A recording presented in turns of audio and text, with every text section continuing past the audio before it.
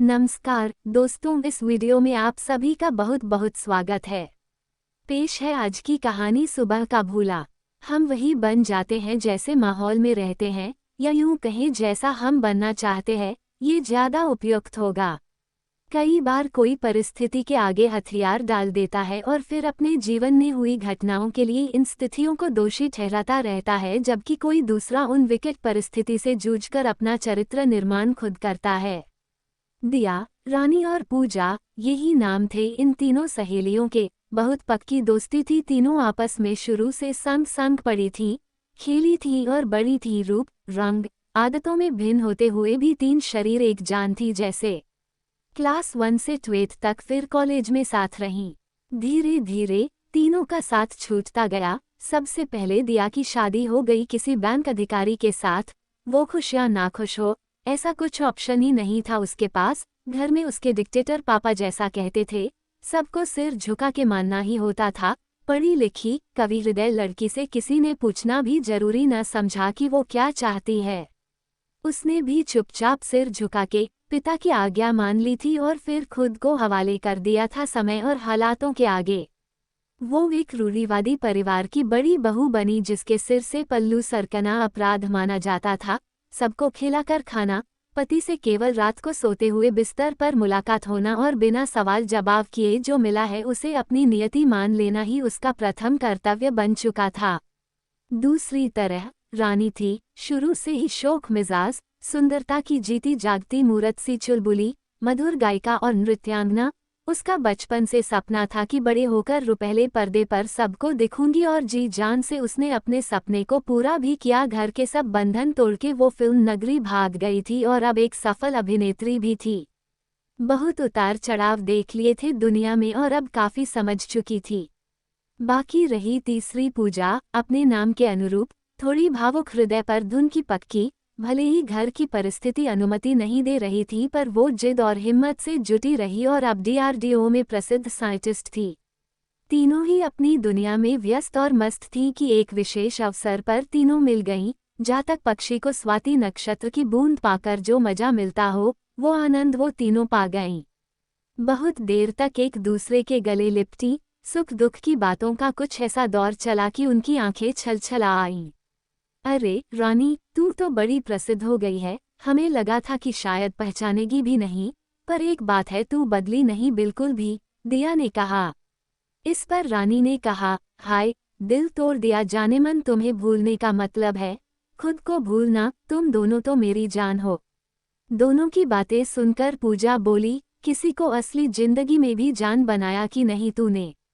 रानी बोली, अरे ये चकाचौंध की रुपहली दुनिया है, यहाँ चमकने के लिए आप जो खो देते हैं उससे घर नहीं बसते, बस सौदे होते हैं। तब दिया बोली, क्या मतलब? तेरा कोई साथी नहीं वो मैगजीन में तो तेरे संग? रानी हंसते हुए बोली, बहुतों से अफेयर्स के किस्से छपे थे, यही न सब झूठ है मेरी भोली दोस्त। कहते कहते उसकी आंखों की कोर गीली हो उठती है। और तू दिया, हमारे जीजाजी कैसे हैं? पूजा बोली, चल रही है जिंदगी यार। दिया बोली, क्यों भाई, तेरे मियाँ तो सुना था बड़े जेंटलमैन हैं। तुम लोग कितने भाग्यशाली हो जो तुम्हारे सही वक्त पर घर बस गए। रानी ने टोका। दिया कुछ भावुक हो गई, घर बस गए और लड़की सुखी हो गई। घर परिवार की जिम्मेदारी ओढ़ते हुए कब वो बूढ़ी हो जाती है, उसकी इच्छाएं, भावनाएं, शौक सब असमय दम तोड़ देते हैं, वो किसी को नहीं दिखता।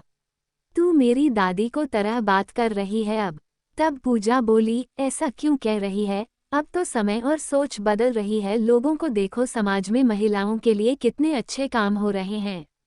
तभी रूपा ने कहा, ये तो तू सही कह रही है, मैंने भी ऐसे बहुत से आयोजन खुद करवाए हैं। माना हमारी लाइन में लड़कियों को बहुत से समझौते करने पड़ते हैं, पर स्थिति बदल भी रही है, फिर औरतों का अपना भी कुछ चरित्र होता है। तब दिया ने व्यंग्य में हंसते हुए, चरित्र? औरतों का अपना कोई चरित्र नहीं होता, उनका चरित्र गढ़ा जाता है उनके वस्त्रों से, उनकी होठों की लाली से, उनकी चाल ढाल से, उनकी बोली से, उनके आंखों के काजल से। कोई नहीं देखता उनके जज्बात, उनके एहसास, क्योंकि वो मनुष्य नहीं होती, वो तो होती है चाबी भरी गुड़िया, जब चाहे हंसा दो, रुला दो, मन भर जाए तो बिना नोटिस घर से भगा दो। तभी पूजा बोल पड़ी, इतना भी इमोशनल न हो जाओ, देखो औरतों की स्थिति बदली जरूर है पर निराश होने की जरूरत नहीं है।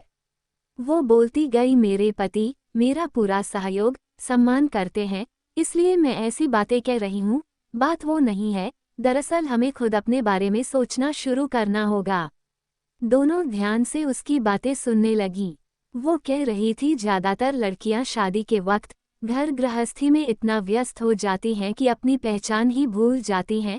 जब घर परिवार की जिम्मेदारी कम होने लगती हैं, उन्हें इस बात का एहसास होता है, लेकिन तब तक देर हो जाती है और वो नैराश्य के भंवर में डूब जाती हैं। जैसे कि तुम दिया, बुरा मत मानना पर ये सच है।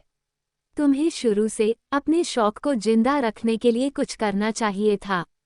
जहाँ तक बात रानी की है, उसने जो जिंदगी चुनी है वो हमारे समाज में महिलाओं के लिए बहुत सुरक्षित और अच्छी नहीं समझी जाती। जो कुछ उसके साथ हो रहा है, कहीं न कहीं उसके बीज उसने खुद ही बोए हैं। तीसरी और सबसे महत्वपूर्ण बात, हम हमारा चरित्र गढ़ने का अधिकार इस समाज को देते ही क्यों हैं? अगर हमें उनकी ये परिभाषा मान्य नहीं है तो हमें उनकी बातों को तवज्जो नहीं देनी चाहिए। बताओ, मैंने कुछ गलत कहा हो तो? पूजा ने उनकी आंखों में देखते हुए पूछा। दिया और रानी को लगा कि शायद पूजा सही कह रही है, कोई दूसरा हमारे चरित्र का निर्माता कैसे हो सकता है? हम खुद अपनी निगाहों में क्या है, ये ज्यादा जरूरी है और होना भी चाहिए। कह तो तुम ठीक रही हो पूजा, लेकिन अब मैं क्या कर सकती हूँ? दिया मायूसी से बोली, क्या नहीं कर सकती? सुबह का भूला अगर शाम को घर आ जाए तो उसे भूला नहीं कहते। तुमने डर की वजह से अपने परिवार में सिर्फ उनकी मर्जी का ही किया, कभी खुद के लिए कुछ करोगी तो क्या वो रोक लेंगे? पहला कदम बढ़ा के तो देखो। रानी मुस्कराई, ठीक कहा पूजा तुमने, लेकिन अभी तो पहले कुछ खा पी लें। तीनों मुस्कराती हुई कॉफी शॉप में कॉफी पीने चल दी। दोस्तों, ये थी आज की कहानी। पसंद आए तो कमेंट्स, लाइक और शेयर जरूर कीजिएगा और चैनल पर नए हो तो सब्सक्राइब जरूर कीजिएगा।